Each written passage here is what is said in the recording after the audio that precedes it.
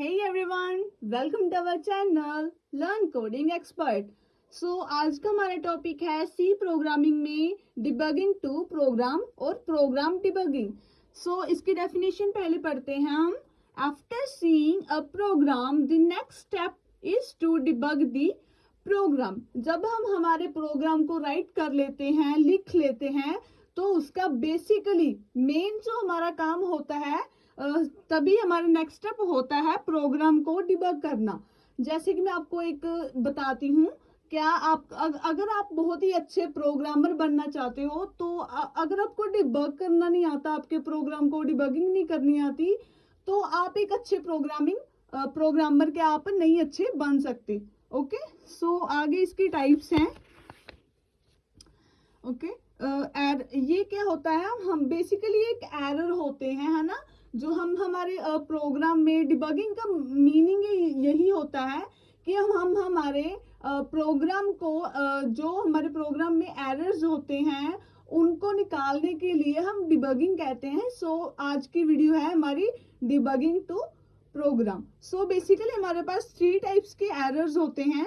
First हमारे पास error है syntax, second run time and third one is our logical error. Okay, पहले हम सिंटैक्स एरर के बारे में पढ़ेंगे.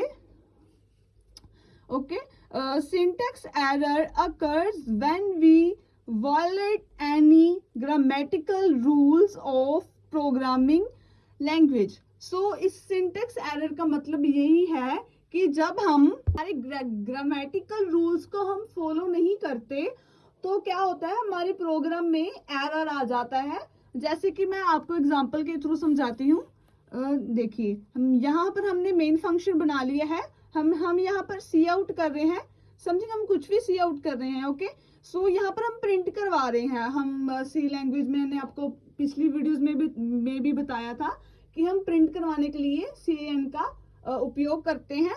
बेसिकली यहाँ पर ये क्या है, हमारी एक एरर है. ओके, क्योंकि हमने यहाँ पर सेमी कॉलन्स को क्रिएट नहीं किया है. ये क्या होता है हमारा सिंटैक्स एरर, क्योंकि ये वो चीज होती है जो कि हमारे ग्रामेटिकल रूल्स होते हैं, है ना, सी लैंग्वेज के या फिर एनी लैंग्वेज को कोई भी रूल्स होते हैं. जब हम उन रूल्स को फॉलो नहीं करते तो बेसिकली हमारे प्रोग्राम गलत होते हैं. Okay, the second one is our we have a run time error. Okay, yes, runtime error is any error that causes abnormal program termination during execution. runtime error का ये मतलब होता है कि जब हम हमारे प्रोग्राम को लिख लेते हैं पूरा, हम कंपाइल भी कर लेते हैं, तो वहां पर हम जब हमारा प्रोग्राम रन होता है तब हमारी एक प्रॉब्लम्स आती हैं. जैसे कि हम देखते हैं यहाँ पर हमने एक फंक्शन, हमने एक छोटा सा प्रोग्राम बनाया है. मेन फंक्शन को क्रिएट किया, इंट ए लिया और इंट ए में हमने 10 डिवाइड बाई 0 हमने क्या यहाँ पर है डाल दिया और प्रिंट क्या करवा दिया हमने ए. जैसे कि यहाँ पर एक एरर आएगी. बेसिकली हमको भी पता है कि जो भी हमारी 0 के साथ है, कोई भी वैल्यू होता है, हम डिवाइड नहीं कर सकते. तो ये क्या होगा, हमारा run time error. Okay, next हम करते हैं. Next is the logical error. Okay, a logical error simply an innocent translation of either the problem statement or the algorithm.